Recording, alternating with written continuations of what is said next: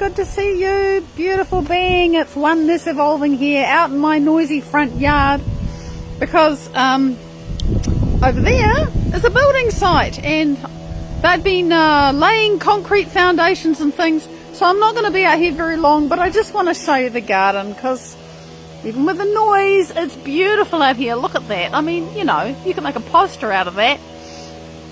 I really do enjoy this fuchsia. It's so pretty. And then that's a fuchsia too, and it's so different.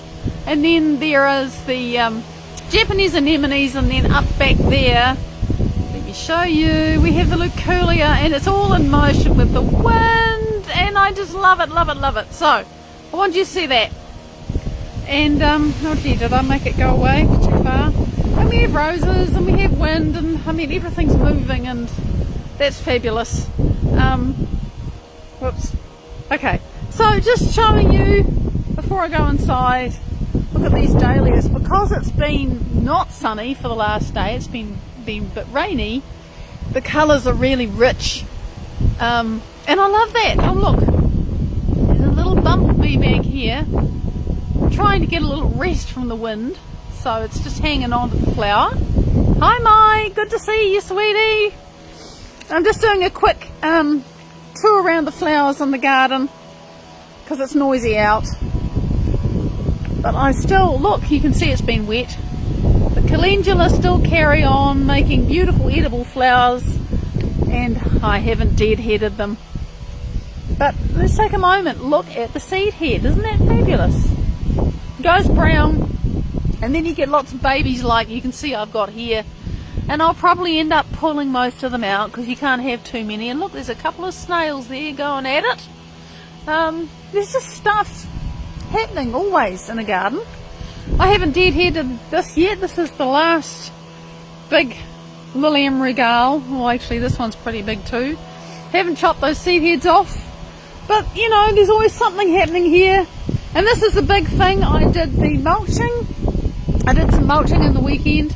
And if you wonder why there are all these sticks, see the lily stems that I've left up there so I can see where everything is. These sticks mean that when the sporaxis come up and start to smother, because they do, and it was a problem for years and the lilies got really miserable, then I can use those sticks to push the sporaxis leaves off the lilies and away they grow, and I like that. Hi Vicky, it is great to see you. Welcome, welcome. Just going inside because it's noisy out there. Make sure the door is actually shut. And also it's starting to rain. So summer in Wellington, New Zealand is that you get beautiful, beautiful days, and then you get other beautiful days. I actually like it like this. Shh. I know it's not politically correct. You're not supposed to like it when the sun doesn't shine, but I do.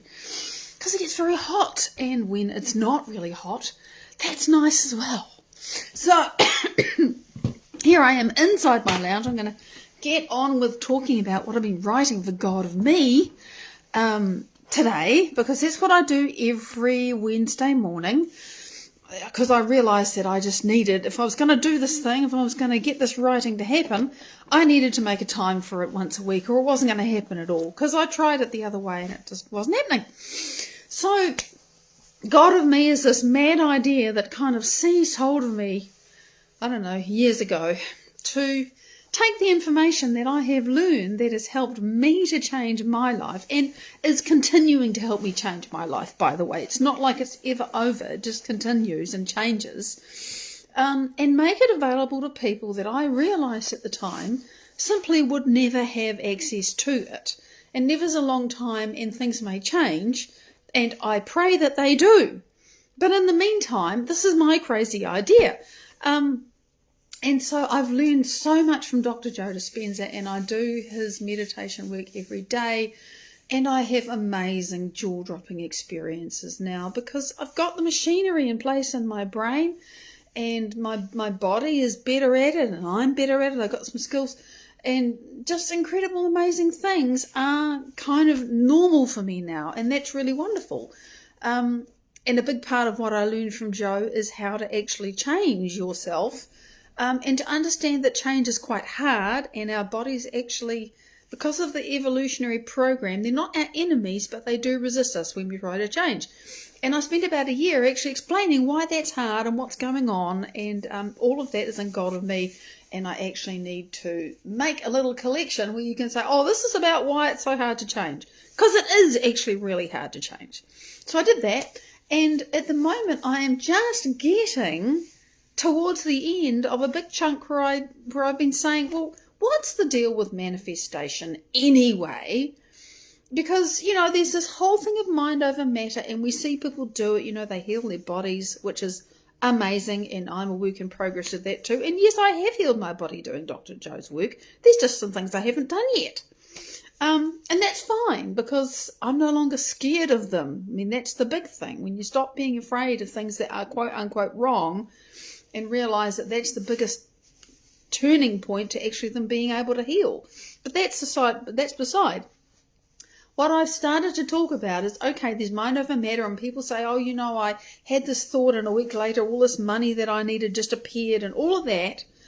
But really, how does that work? And it was sort of coincides with the fact that I started learning a lot from Nassim Haramein, who for about the last 32 years has actually been saying, what the heck is matter anyway?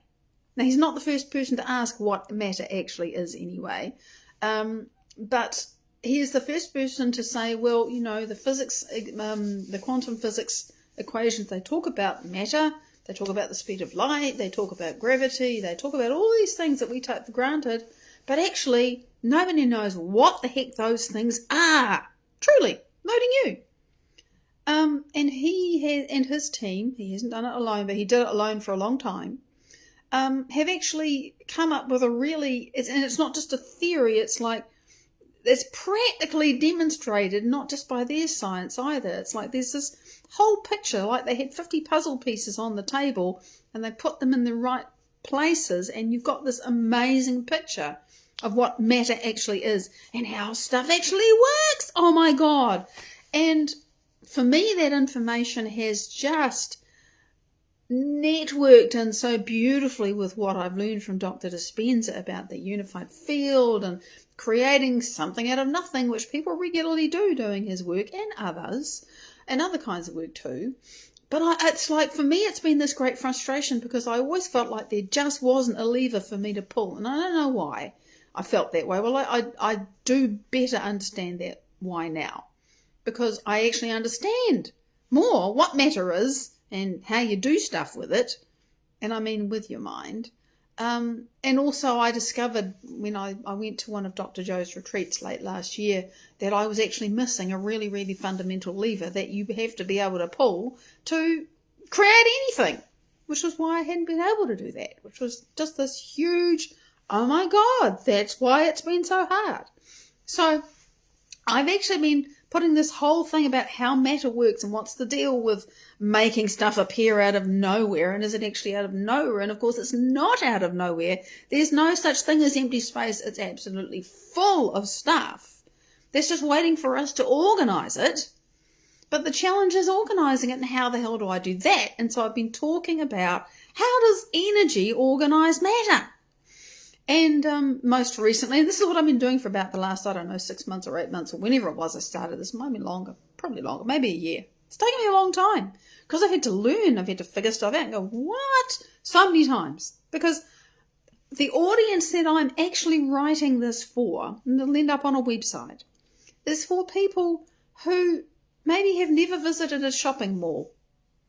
They might have a smartphone, they've got to have a smartphone. But they may not have a credit card, they may not have a bank account, they may not have identity papers, they may have grown up in a mud hut in the middle of nowhere. And how do you explain quantum physics to them, right?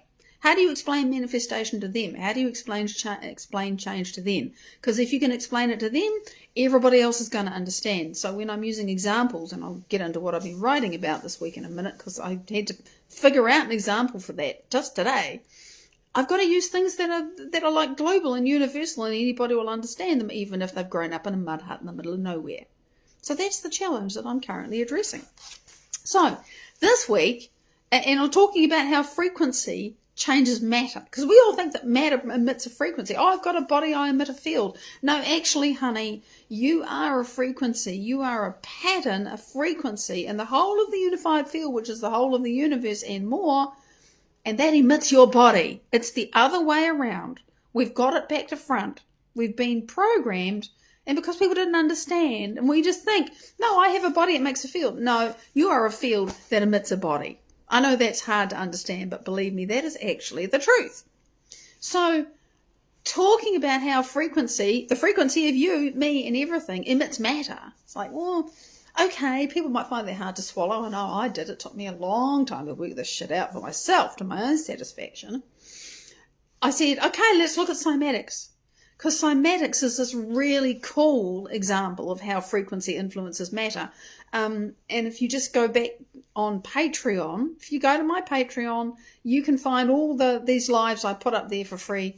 You don't even have to follow me, and you can go back through the explanations that I've made about cymatics, and they're really cool. And there's links and things.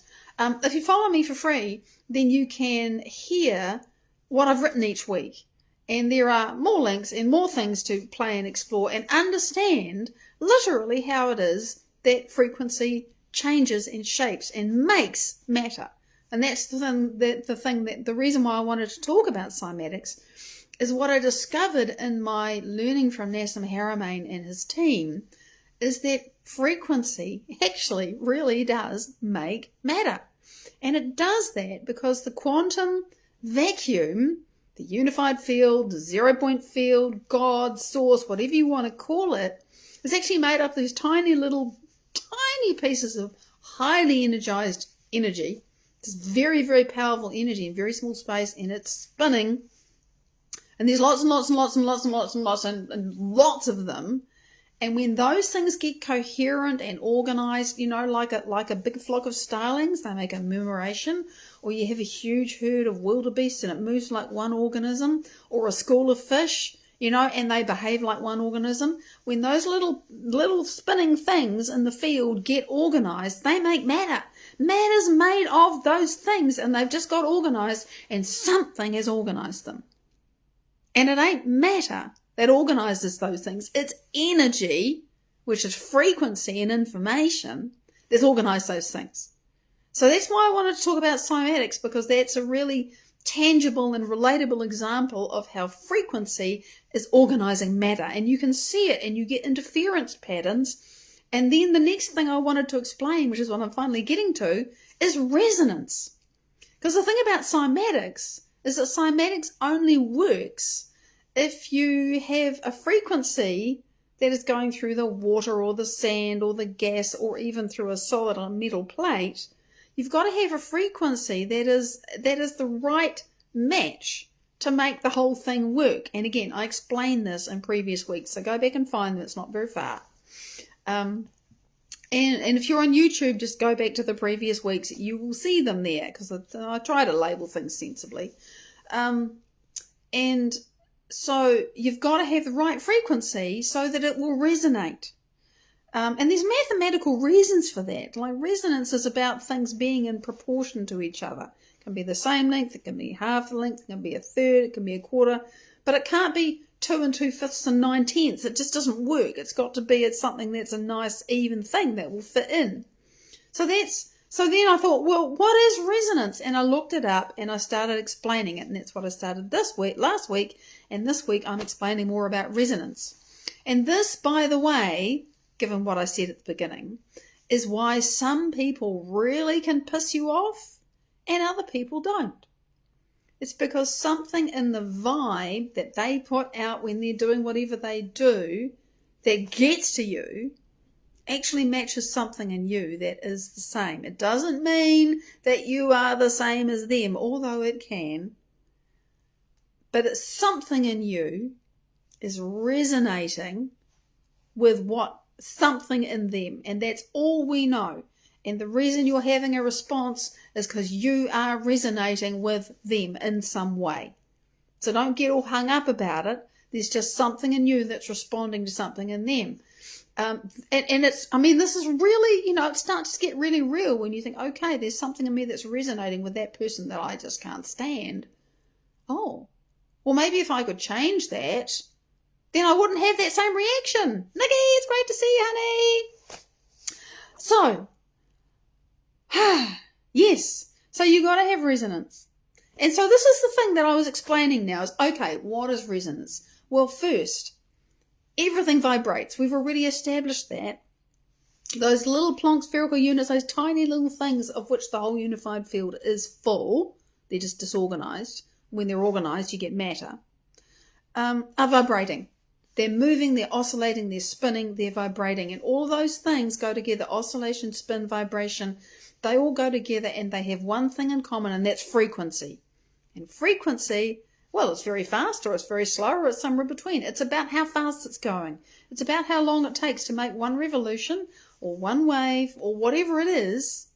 That's frequency, and frequency is really, really key for resonance.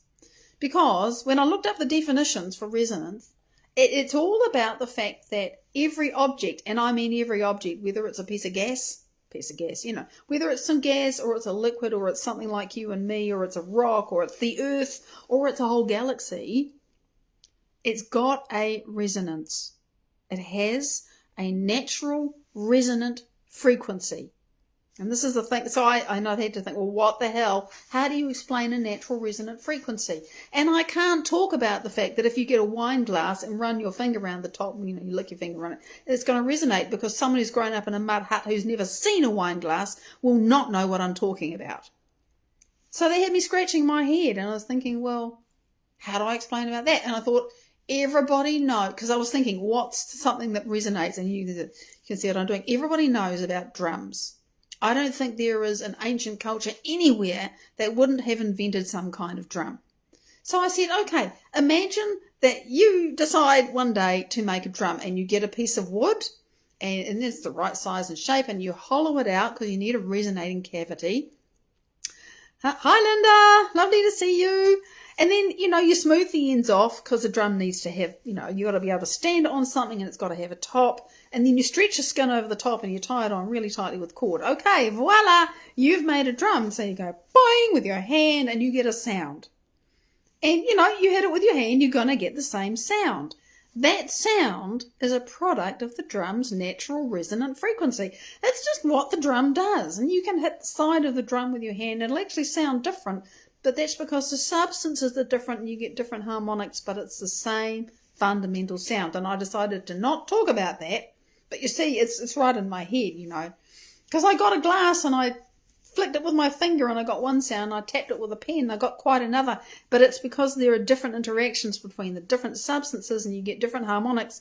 It's the same fundamental sound, and that is a function of the actual object's natural resonant frequency. You see me reaching for the words there. I'm still learning them myself.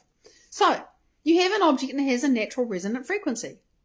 If you want to have resonance, you've got to have some other source of sound, and sound is a wave, and that means it's energy, by the way, that comes from outside your object, and the sound energy that's coming, or the wave energy that's coming, because it could be not sound, it could be something else, has to be in the same frequency. It's got to be at the same frequency as the natural resonant frequency of the object. There has to be a match.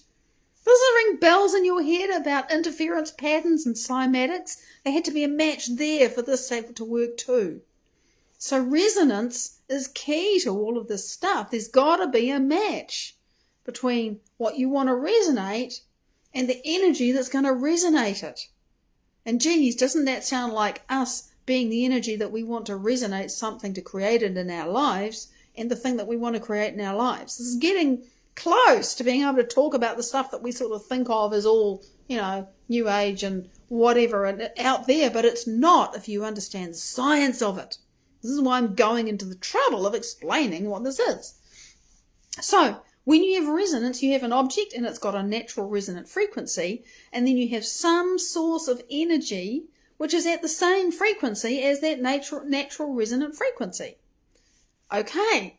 And that, by the way, is called the driving frequency because it drives the object into resonance. And think about it. And then I thought, well, how do I explain that to someone who's in a mud hut? Not easy, really. And so I was scratching my head and thinking, okay, how am I going to explain that the sound actually literally goes through the object? It doesn't hit the object. I don't want to use that word. It goes through the object. It actually moves the object around. It adds energy to the object. That's actually what happens. I haven't got to that part yet. And I thought, okay, well, what do I know of that's kind of like that? And so I thought, well, and I ask a few questions. Have you ever stood in front of really loud music and felt it in your body? Felt it resonate inside your body? Some of us have. Not me, actually, because it was always ow. But, most people know what it sounds like to stand in front of a speaker or a really loud orchestra, and you can feel it in your body. And if you're in New Zealand, you know this. If you're in some places, you know this, and other places you don't. Have you ever seen, because sometimes you do, if it's big enough, have you ever heard, have you ever felt what it's like when an earthquake, you can hear it coming, and it comes, there's a sound called the S wave, and you just hear the sound, and then the ground starts to move. And it's moving you. You're not standing on top of it just hearing it and seeing it. It's a physical thing. It shifts you around. There's resonance, believe it or not. It moves you. And then, have you ever been in the sea or a lake or something and there's a big wave? Again, it hits you, it moves you, it goes through you because you're in the water. And well, that's what happens when the driving resonance hits the object that has the natural resonant frequency, the driving frequency, I beg your pardon, hits the object that has the natural resonant frequency that's the same. It gives it energy, and because there's a match, just like the cymatic plate when it had the cymatic experiments when they found the right frequency, the whole thing starts to light up. And you can tell, I haven't actually managed to work out how to say this sound hits the thing, and it's like, it literally adds energy to the substance that starts to resonate. And the thing is, it doesn't just, the drum, and that's right, I've forgotten to tell you the story. So we have our drum and we've made it and that's great, we hit it and tra-la-la. But then our friend wanders up and sits with us and they've got a drum too, and surprise, surprise, it's exactly the same sound as ours. So of course it's sharing the same frequency, right? And we're sitting there because our friend has made up a new tune, and they made up this cool new rhythm. They want to play it for us. So we're just sitting there because our drum's quite tall, and we're sitting there and we've got our hands on the drum, and our friend is playing away, and we think, hang on a minute, what am I noticing? Shit, I can feel my friend's rhythm in my fingertips. What's going on? I'm not playing my drum. I'm just boom, boom, boom's coming through my fingertips. And of course what's happening is that the friend's drum, they're playing away and making really cool music, but the resonance, the sound waves from that drum, which isn't very far from your drum, are now banging up against that drum in exactly the same way as the sea hits your body when it knocks you over, or the earthquake moves you around, or the music moves you around. It's the same phenomenon. But because the drum has a resonating cavity, you hear it you feel it. It's probably not loud enough to hear. If you put your ear really close to it, you might actually hear the sound of the drum. Got your hands on it, that'll be a damping thing. You're just feeling the vibration in your hands because your hands are damping it down.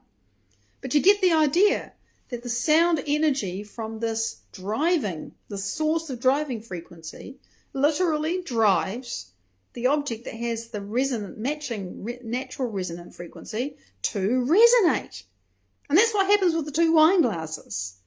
You make one sing, the other one sings, because the sound energy goes from one wine glass to the other, and it goes, oh, okay, I'll wake up. That's resonance.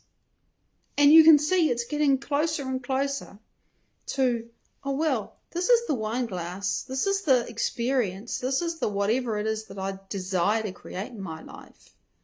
That I want to resonate, I want to create this cymatic pattern, I want to shape matter, I want to shape unformed matter, I want to shape the material of the unified field into something that's real, that is that shape. Well, what is its frequency?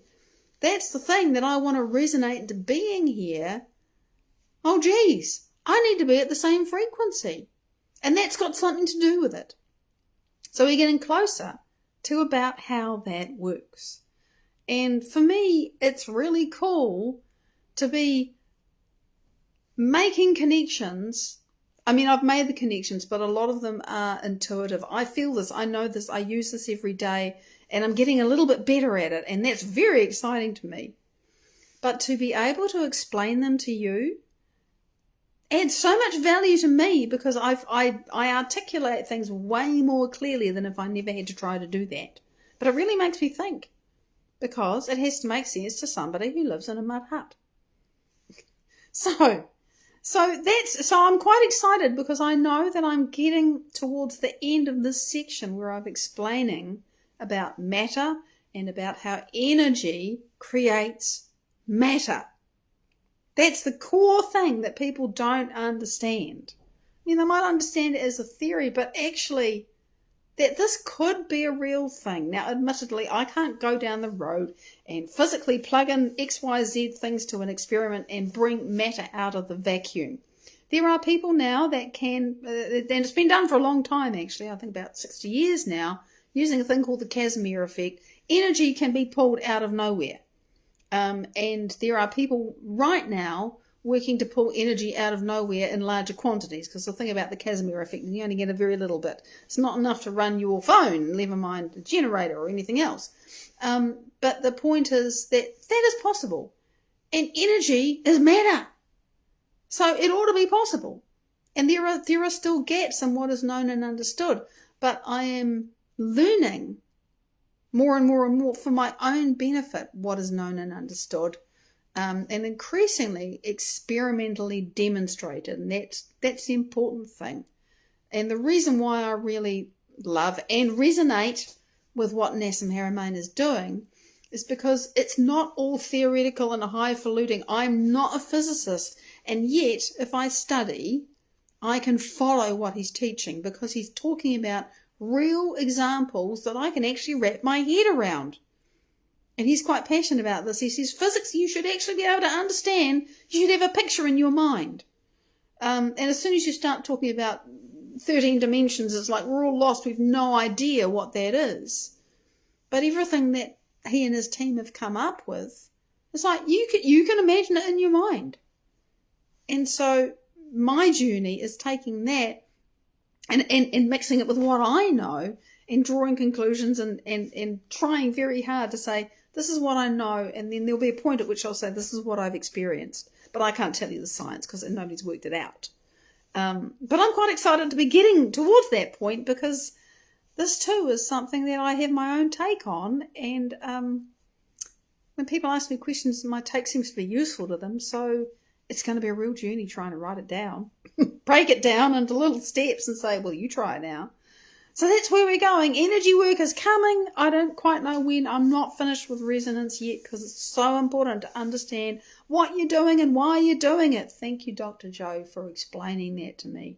It makes a big difference. If you know what you're doing and why you are doing it, there is research which shows, without argument, that you get better results. You do exactly the same thing. If you don't know what you're doing and why you're doing it, you will not get the same results as the people who do.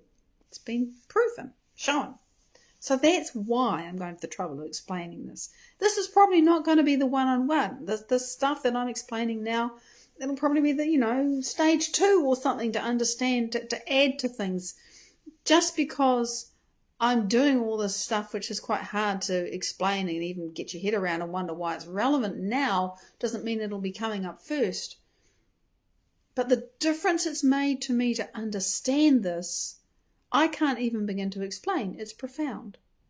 And so I want to make that available to others in the right way and at the right time. So I am loving that you're sharing with me, sharing your attention, your energy with me. I so appreciate that. Thank you so much. I invite you to check me out on Patreon if you haven't already. It costs nothing to follow for free, and I will not spam you with a million emails. There, I think, are about 3 each week. One for everybody, one for the public, one for my free followers, and one for my paid supporters. And it's only $5 a month. So if you can manage $5 a month, not everybody can, to support me, then you will also get my inside insights. And those are just whatever is really in front for me. And some of that is those jaw-dropping things I talked about. So, yeah, big love. I appreciate you however you choose to interact with me in this channel.